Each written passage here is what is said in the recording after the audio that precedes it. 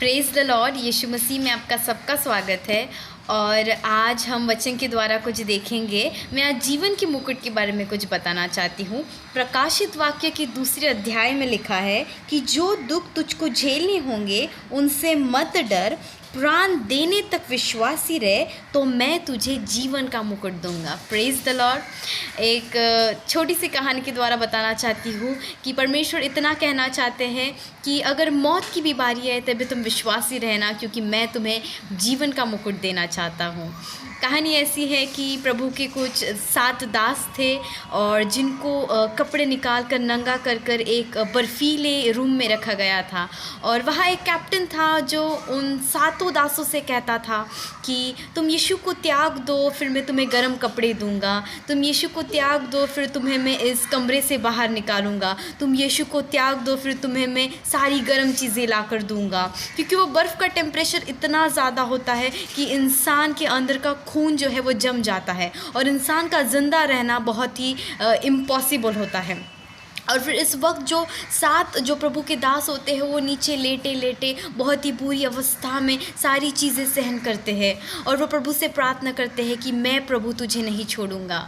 और उस वक्त ऐसा होता है कि कैप्टन को कुछ दिखता है कि स्वर्गदूत जो होते हैं वो हर एक दास के ऊपर मुकुट लेकर खड़े होते हैं। और वो कैप्टन देखता है कि जब पहले दास के ऊपर वह स्वर्गदूत उतरता है और जब वो इंसान मर जाता है तब उसे मुकुट पहनाकर ऊपर लिया जाता है। दूसरे दास के साथ भी वैसा ही होता है, तीसरे, चौथे, 5वें, 6ठे दास के साथ वैसा होता है। फिर कैप्टन गौर से देखता है कि 7वें दास के साथ क्या होता है कि दूत नीचे आता है, ऊपर जाता है, मुकुट लेकर नीचे आता है, ऊपर जाता है, नीचे आता है और ऊपर जाता है, फिर वो नीचे नहीं आता। और फिर थोड़ी देर में वो 7वां प्रभु का दास वो कैप्टन की ओर दौड़ते हुए आता है और कहता है कि मुझे गर्म कपड़े दो, मुझे चाय दो, क्योंकि मैंने यीशु को त्याग दिया है। मुझे कुछ गरम दो, मुझे जल्दी कुछ कपड़े दो पहनने के लिए। फिर उस पर कैप्टन बोलता है कि पहले ये बता कि तू वहाँ लेटे लेटे क्या बड़बड़ा रहा था। और फिर वो प्रभु का 7वां दास कहता है कि पहले मैंने सोचा कि मैं थोड़ा सहन कर लूँगा और मैं यीशु को नहीं त्यागूंगा। फिर मैंने सोचा कि अब मुझसे सहन नहीं हो रहा, मैं त्याग दे रहा हूँ। फिर मैंने सोचा कि मैं शायद कर लूँगा।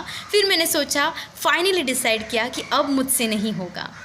और फिर उस कैप्टन को समझ आया कि जब ये प्रभु का 7वां दास बोलता था कि मैं यीशु को त्यागूंगा, तब स्वर्गदूत मुकुट लेकर ऊपर चले जाते थे।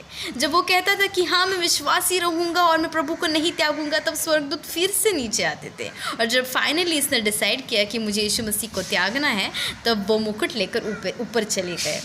और जब कैप्टन को ये समझ आता है, वो खुद अपने कपड़े निकाल कर वो बर्फीले रूम में जाता है और कहता है कि मैं पूरी दुनिया के सामने यीशु मसीह तेरा स्वीकार करता हूँ। क्योंकि वचन बहुत खूबसूरत रीति से कहता है मत्ती 10 में कि जो कोई मनुष्य के सामने मुझे मान लेगा, मैं उसे अपने स्वर्गीय पिता के सामने मानूंगा। Praise the Lord. हमारे जीवन में बहुत बार मुश्किलें आती है, बहुत बार ऐसे परेशानियाँ आती है, हम थक जाते हैं, हम कहते हैं कि अभी हमसे नहीं होगा प्रभु, हमारा विश्वास कम हो जाता है, हम प्रभु में बढ़ने से रुक जाते हैं। और उस वक्त ये सोचना है कि हम मुकुट के लिए तैयार रहे, क्योंकि वचन कहता है कि जो अंत तक विश्वासी रहेगा उसे जीवन का मुकुट मिलेगा।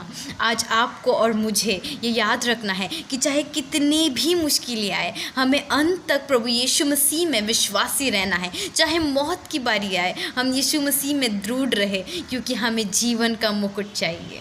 Praise the Lord.